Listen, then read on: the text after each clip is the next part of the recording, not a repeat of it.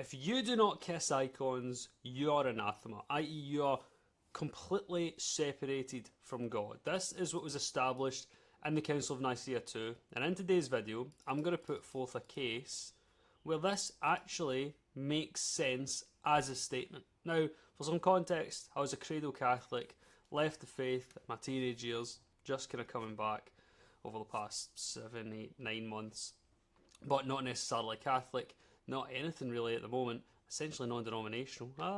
Whilst I tried to figure out, is there a true church, blah blah blah, all that stuff. But Orthodoxy does interest me. Anyway, so we have here, no kiss equal no God. To those who do not kiss the holy and venerable images, anathema. Now this is something that I've seen spoken about in some Gavin Altland videos, which I watched initially and was like, I totally hear what you're saying and agree. And then I had seen this video here because of the new David Wood controversy thing with Orthodoxy, where again they talk about them, and you're like, I so agree, because this sounds crazy. But if we really look into what the words mean in the case I'm going to put forth, then you'll see that it's actually not as crazy, although you still may disagree. So we have here an article that I found online. All of the links will be below, and this article just has like the quotation as to what is supposed to have been said in the council, and I'll read it out here, but you can read it on screen. The highlighted points are the most important. During the Council of Nicaea II, which I guess actually is quick context, what is it actually about? It's the 7th of the 7 ecumenical councils that are, or the 6/7, that are agreed upon by like Roman Catholic and Eastern Orthodoxy. This one, Council of Nicaea II, was particularly for the iconoclast controversy. So this whole thing about images, whether we should have them or not, you know, this was all discussed then. And so the kind of main 3 things that apparently they were talking about: restoration of icons, so actually being able to have these; veneration versus adoration, i.e. you hear like dulia latria and like Catholic, they'll talk about it all the time for Mary, for example. It's creating a formal definition of what is worship, so that you can't just go, well, that looks like worship, because then it's not, because it's defined in a different way. And then church discipline as well. So back to here. So what did they actually say in this Council of Nicaea II? Well, this is the faith of the apostles, this is the faith of the fathers, this is the faith of orthodoxy, this is the faith that has sustained the world. Believing in one God, to be praised in Trinity, we kiss the honourable images. May those who do not hold accordingly be anathema. So, kiss the honourable images, or you are completely separated from God. And then it goes on and on here to be like, you know, may those who do not believe be driven far away. We subject those who don't believe to anathema. To those who apply to the sacred images, the sayings and divine scriptures against idols, anathema. To those who do not kiss the holy and venerable images, anathema. To those who call the sacred images idols, anathema. So it just goes on. And the last one here, which kind of threw me, is if anyone does not kiss them, as in being in the name of the Lord and his saints, anathema. So reading this, my first problem as a 21st century guy is kiss. What do you mean kiss? So if you first look up, and we'll go to kissing and then we'll go to see like what are the images actually, because you'll be thinking that too. Well, wait, what do they mean, the honourable images? But first, kissing, right? So the word that's used for kissing is like something that, as it says here, covers a semantic range from greet to salute to embrace to kiss. And it's actually the same word that's used in the New Testament like 5 or more times. 5 is what I found. The holy kiss. So just here, first of all, it's like, is it a kiss? It's like, yes, but that word also means other things, which then can allow you to contextualise what this kiss actually means. It's more like an embracing welcome, right? And a kind of side note as well about kissing in the culture at that time. Remember, you're still in like Roman social norms in the Byzantine world. So greeting between equals, signs of gratitude and respect. You would kiss the emperor's portrait. there's this whole like kiss culture. So this isn't weird. You would kiss people, you know, right? So to say that you shouldn't do it would have been kind of weird at the time. So remember that this is something that's an embracing. You're embracing someone, and it's someone you know, someone you like. It's what you would do in the real world. So then you have this thing here now, you're like, right, so kissing isn't actually weird, right? But is it biblical? Is it real? Like, should we really do it?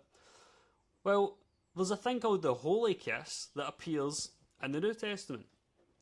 It's supposed to be an affectionate greeting, and it's mentioned 5 times, used by the apostles to encourage pure, sincere, and loving fellowship among early Christians. I.e., when you greet and you meet a fellow Christian, you are told in Romans, Corinthians, theologians, and Peter to greet one another with a holy kiss, or in this case, a kiss of love. So you're told to greet other Christians with a holy kiss. Remember this. So kissing's not weird, and you're supposed to meet and greet other Christians with a holy kiss. So these images represent saints. They represent people. So before we really delve into that, it's probably better to go over to what are these images. So here we've got kissing isn't weird, it's kind of normal, it's a greeting thing, it's a respect thing, and the New Testament tells you to greet fellow Christians with a kiss. So what are these images supposed to be fellow Christians? Well, let's have a quick look. So, the images, what are they?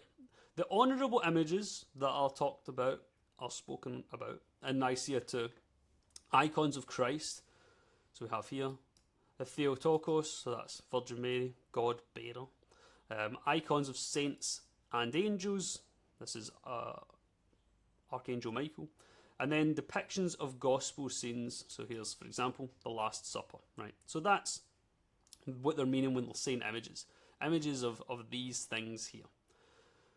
So these images represent not the image itself, so if you think of like, I was going to say the golden calf or something, right? This isn't supposed to represent God. Your worship to the golden calf in the Old Testament is not you worshipping God. You've created an idol and you worship that idol. These here, these are depictions which are supposed to be of people, and so the way they speak about it is that this is not an idol that you then worship that thing. And remember, Council of Nicaea, they speak of defining worship as well, so they kind of catch that whilst here. These aren't idols that you then have that you worship on their own. These are supposed to be windows into heaven. They're supposed to be prototypes of the people or of the scenes. So, for example here, when you bow, kiss or prostrate to an image, you'll maybe have seen it before or done it before, kneeling before a crucifix or a cross, this kind of thing, is that you're not doing it to the object itself, but to the prototype that the object represents, or that it tries to depict.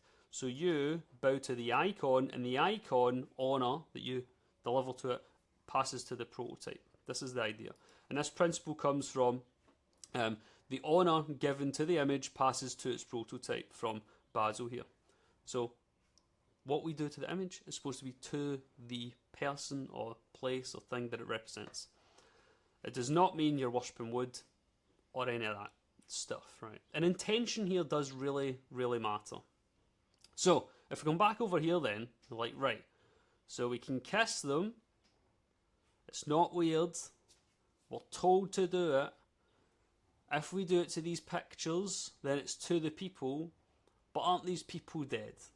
This is something that people sometimes say, and I notice it actually when I'm looking into all of this. Protestants say it a lot with this like inconsistent ecclesiology. I notice they don't, they won't understand, for example, that saints are alive.